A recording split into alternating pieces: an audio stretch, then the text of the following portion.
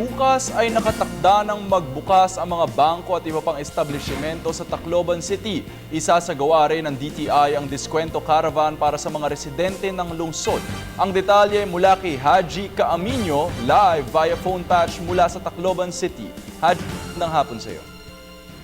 Hapon sa iyo, JC. Sa mga susunod na araw nga, inaasahan natin unti-unti na manunumbalik ang komersyo at kabuhayan dito nga sa lungsod ng Tacloban.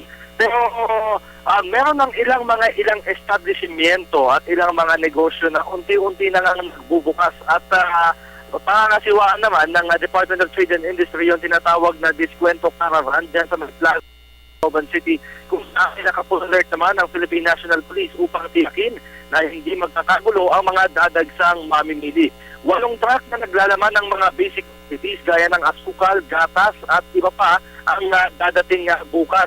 Kanina sa press briefing na isinagawa ni na DILG Secretary Marojas, nagbigay nga ng suwestyon si DILG Secretary dyan sa DTI na sana ay maging maayos yung sitwasyon o yung sistema ng gagawing diskwento caravan bukas dahil inaasahan natin merong mga general public at maging yung mga negosyante na nagtitinda na bibili ng mga produkto na dala nga ng 8 truck bukas. So ang suggestion ni Secretary Rojas, sana daw ay merong nakabukod yung mga basic commodities sa bawat truck na sa gayon ay hindi na magkaroon ng kalituhan o hindi na malito yung ating mga kababayan na pipila dyan nga sa caravan bukas. At samantala, nagpulong naman ng iba't ibang grupo ng mga negosyante kung kailan magbabalik operasyon kanilang mga business establishments. Ang bibilangan ng mga hotel, restaurant owners at yung mga shops dito nga sa Tacloban City.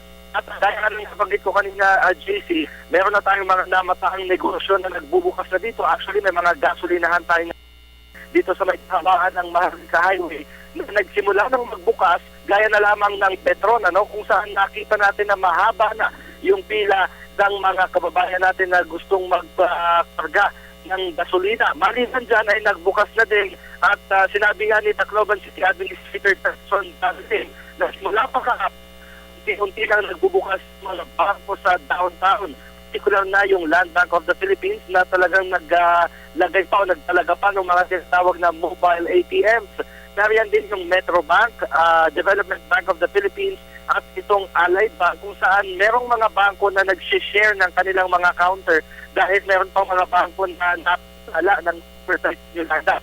Meron ding mga over-the-counter lang mga servisyo at meron namang mga ATM stock. Kaya naman inaasahan natin na sa mga susunod pang araw, JC, ay magiging fully normal na o fully operational na yung mga bangko sa Tacloban City. Samantala, kanina lamang ay nanggaling tayo sa bayan ng Tolosa, particular na sa may barangay poblasyon, kung saan ay minute ang CFDLT Secretary Marojas at DSWD Secretary Dinky Soliman dito kay Mayor Erwin Ocaña ng Tolosa. Alam mo, JC, ito kasi ng Tolosa, yung pangalawa na pinaglandfallan ng Typhoon Yolanda nung nananalasa pa ito at kitang-kita nga natin yung naging damage sa lugar. Kaya naman itong sina Secretary Rojas at Secretary Soliman ay nagbigay ng relief goods dyan nga sa may bahagi ng Tolosa at nakilala natin doon si Lola Adela Novio na 76 years old, may 10 anak at 30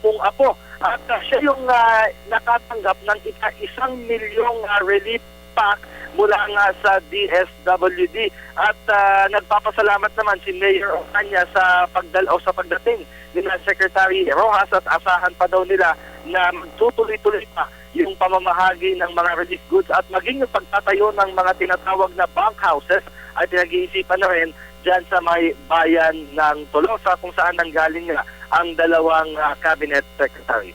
Yan po ang latest. Mula pa din dito sa Tacloban City kasama sina Joris Dizon at Sir Mon Nunez at ang buong pwersa ng PTV4 para sa Telebisyon ng Bayan, Haji Caaminio.